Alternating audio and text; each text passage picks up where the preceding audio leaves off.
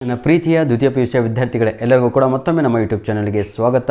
ಪ್ರತಿಯೊಬ್ಬರಿಗೂ ಕೂಡ ಇರುವಂಥ ಡೌಟ್ ಏನು ಅಂದರೆ, ಸರ್ ಈ ವರ್ಷ ಪ್ರಿಪೇಟರಿ ಎಕ್ಸಾಮ್ ಇದೆ ಅಲ್ವಾ, preparatory exam 1 and preparatory exam 2 ಅಂತ, ಅದು ಯಾವ ರೀತಿಯಾಗಿ ಬರಿಬೇಕು, ಆ ಕ್ವಶನ್ ಪೇಪರನ್ನು ಯಾರು ಸೆಟ್ ಮಾಡ್ತಾರೆ, ಹಾಗೂ ಆ ಎಕ್ಸಾಮ್ ಬರೀಲಿಲ್ಲ ಅಂದರೆ ನಮ್ಮನ್ನು ಫೇಲ್ ಅಂತ ಕನ್ಸಿಡರ್ ಮಾಡ್ತಾರಾ ಅಥವಾ ಎಕ್ಸಾಮನ್ನು ಬರೀಲೇಬೇಕಾ, ಆ ಎಕ್ಸಾಮ್ನಿಂದ ನಮ್ಗೆ ಏನಾದರೂ ಇಂಟರ್ನಲ್ ಮಾರ್ಕ್ಸ್ ಬರುತ್ತಾ, ಇವೆಲ್ಲ ಡೌಟ್ಗಳು ಬಹಳ ಅಂದರೆ ಬಹಳ ಇದೆ.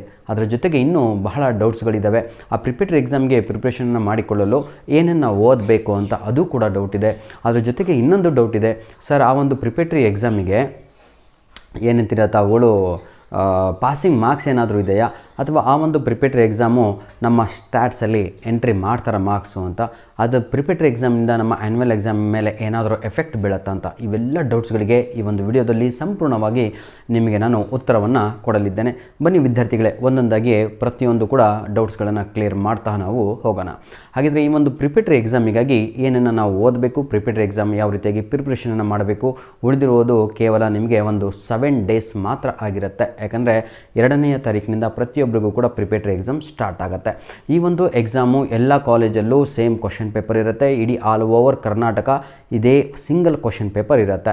ಸೇಮ್ ಡೇಟು ಸೇಮ್ ಎಕ್ಸಾಮ್ ಇರುತ್ತೆ, ದಿನಕ್ಕೆ ಒಂದು ಎಕ್ಸಾಮ್ ಇರುತ್ತೆ.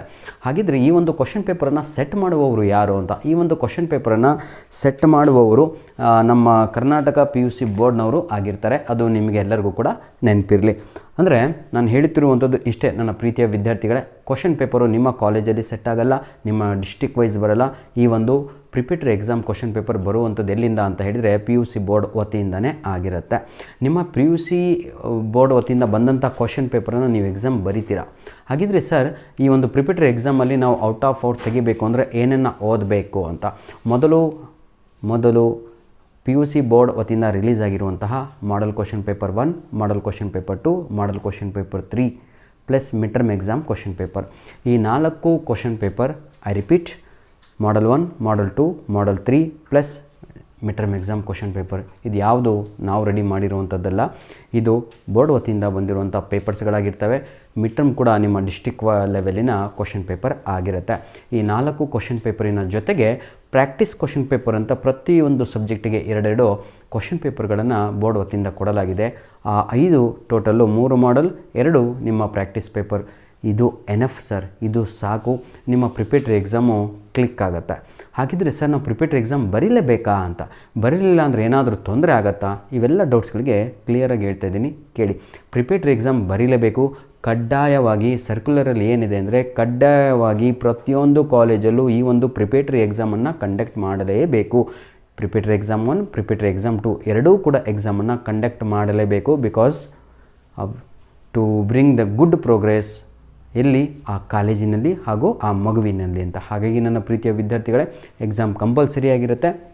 ಹಾಗೂ ನಿಮ್ಮ ಸ್ಟ್ಯಾಟ್ಸ್ ಇದರಲ್ಲಿ ಲಾಗಿನಲ್ಲಿ ಏನು ಮಾಡ್ತಾರೆ ಅಂದರೆ ಆ ಒಂದು ಪ್ರಿಪೇಟರಿ ಎಕ್ಸಾಮಿನ ಅಂಕಗಳನ್ನು ಎಂಟ್ರಿ ಮಾಡ್ತಾರೆ. ಸರ್ ಪ್ರಿಪೇಟರಿ ಎಕ್ಸಾಮಲ್ಲಿ ಏನಾದರೂ ಫೇಲ್ ಆದರೆ ನಾವು ಅದರಿಂದ ಏನಾದರೂ ನಮಗೆ ಏನಂತೀರ ತಾವುಗಳು ಲಾಸ್ ಇದೆಯಾ ಅಂತ ನೋಡ್ರೋ, ಪ್ರಿಪೇಟರಿ ಎಕ್ಸಾಮು ಫೇಲ್ ಆದರೂ ಏನು ತೊಂದರೆ ಇಲ್ಲ. ಆದರೆ ಒಂದಂತೂ ನಿಜ, ಪ್ರಿಪೇಟರಿ ಎಕ್ಸಾಮಲ್ಲಿ ಏನು ಔಟ್ಪುಟ್ ಬರುತ್ತೋ ಅದೇ ನಿಮ್ಮ ಆ್ಯನ್ಯುವಲ್ ಎಕ್ಸಾಮ್ ಔಟ್ಪುಟ್ ಅಂತ ಡಿಸೈಡ್ ಮಾಡ್ಕೊಂಬಿಡಿ. ಇಷ್ಟಂತೂ ನಿಜ. ಈಗ ನಿಮ್ಮ ಪ್ರಿಪ್ರೇಷನ್ ಹೇಗಿರಬೇಕು ಅಂತ ಹೇಳಿದರೆ ಈ ಲೆವೆಲಿಗಾಗಿರಬೇಕು.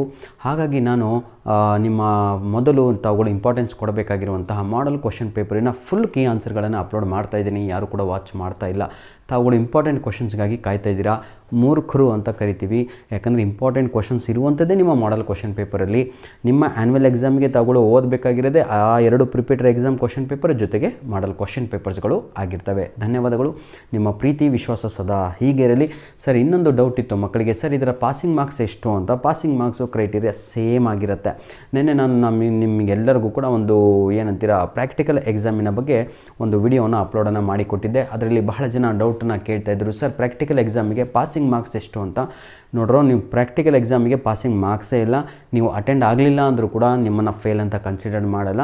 70 ಮಾರ್ಕ್ಸಿಗೆ ಎಕ್ಸಾಮ್ ಬರೆದಾಗ ತಾವುಗಳು ಕಂಪಲ್ಸರಿಯಾಗಿ 33 ಅಂಕಗಳನ್ನು ತೆಗೆದುಕೊಳ್ಳಲೇಬೇಕು.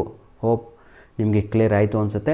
33 ಮಾರ್ಕ್ಸು ಕಂಪಲ್ಸರಿಯಾಗಿ ನಿಮ್ಮ ಥಿಯರಿ ಎಕ್ಸಾಮಲ್ಲಿ ಯಾರೆಲ್ಲ ಪ್ರಾಕ್ಟಿಕಲ್ ಎಕ್ಸಾಮ್ ಬರೀತಾ ಇಲ್ವೋ, ಫಿಸಿಕ್ಸು, ಕೆಮಿಸ್ಟ್ರಿ, ಮ್ಯಾಥ್ಸು, ಮ್ಯಾಥ್ಸ್ ಅಲ್ಲ CS, physics, chemistry, bio, CS ಈ 4 ವಿದ್ಯಾರ್ಥಿಗಳು ಯಾರೆಲ್ಲ ಈ ವರ್ಷ ಪ್ರಾಕ್ಟಿಕಲ್ ಎಕ್ಸಾಮ್ ಬರೀಲಿಲ್ವೋ ಅಥವಾ ಅಟೆಂಡ್ ಮಾಡಲ್ವೋ ಅಂತಹ ವಿದ್ಯಾರ್ಥಿಗಳು ನೀವು ಆ್ಯನ್ಯುವಲ್ ಎಕ್ಸಾಮಲ್ಲಿ 70 ಮಾರ್ಕ್ಸಿಗೆ ಕಂಪಲ್ಸರಿಯಾಗಿ 33 ತಗೊಂಡ್ರೆ ಪಾಸ್ ಅಂತ ಕನ್ಸಿಡರ್ ಮಾಡ್ತಾರೆ.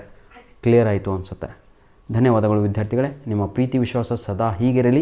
ಈ ವಿಡಿಯೋದ ಡಿಸ್ಕ್ರಿಪ್ಷನ್ ಬಾಕ್ಸಿನ ಕೆಳಗಡೆ ನಿಮಗೆ ಬೇಕಾಗಿರುವಂತಹ important questions for your annual exam, for your preparatory exam, ಹಾಗೂ ನಿಮಗೆ ಪ್ರಾಕ್ಟೀಸ್ ಪೇಪರ್ ಒಂದು ಅಪ್ಲೋಡ್ ಈಗಾಗಲೇ ಇಂಗ್ಲೀಷ್ ಪ್ರಾಕ್ಟೀಸ್ ಪೇಪರ್ ಹಾಗೂ ಬಯೋ ಪ್ರಾಕ್ಟೀಸ್ ಪೇಪರ್ ಜೊತೆಗೆ ಕೆಮಿಸ್ಟ್ರಿಯ 3 ಮಾಡಲ್ ಕ್ವಶನ್ ಪೇಪರಿನ ಫುಲ್ಲು 70 ಔಟ್ ಆಫ್ 70 ಮಾರ್ಕ್ಸಿನ ಕೀ ಆನ್ಸರ್ಗಳನ್ನು ಅಪ್ಲೋಡನ್ನು ಮಾಡಿಕೊಟ್ಟಿದ್ದೇನೆ ಅಂತ ಹೇಳ್ತಾ ವಿಡಿಯೋನ ಇಲ್ಲಿಗೆ ಮುಗಿಸ್ತಾ ಇದ್ದೇನೆ. ಜೊತೆಗೆ ಇನ್ನೊಂದು ವಿಷಯ ನಿಮಗೆ ಹೇಳಬೇಕು.